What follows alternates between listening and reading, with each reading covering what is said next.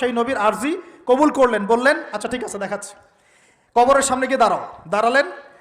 1000 বা 2000 বছর আগের কোনো ব্যক্তি যে মারা গেছে তাকে কবর থেকে জিন্দা করা হবে। নবী দেখছেন এবং সে ভয় থরথর করে কাঁপছে, এখনো ভয় থরথর করে কাঁপছে। নবীজি আমাদের নবী নন, অন্য কোনো নবী তিনি। সেই নবী বলছেন যে তুমি ভয় কাঁপছো কেন? তুমি কত বছর আগে ইন্তেকাল করেছো, কি তোমার হালচাল বলো আমাকে। সেই ব্যক্তি বলছে আমি আজকে থেকে 1000 বা 1500 বছর আগে মারা গেছে। আমি ভয়ে কাঁপছি। যখন আমি মারা যাচ্ছিলাম, মালাকুল মউত যে আকৃতি নিয়ে আমার সামনে এসেছিল, ওই আকৃতি আমি এখনো ভুলতে পারি না, তাই দেখে আমি থরথর করে কাঁপছি।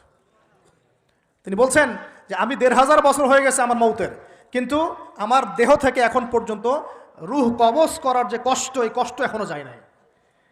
আর এই সব দুর্নীতি করে আর অন্যায় করে মানুষের সম্পদ আত্মসাৎ করে অন্যের উপর অত্যাচার করে আমরা ভাবছি যে আমরা কালকে আমাদের মাঠে পার পেয়ে যাবো।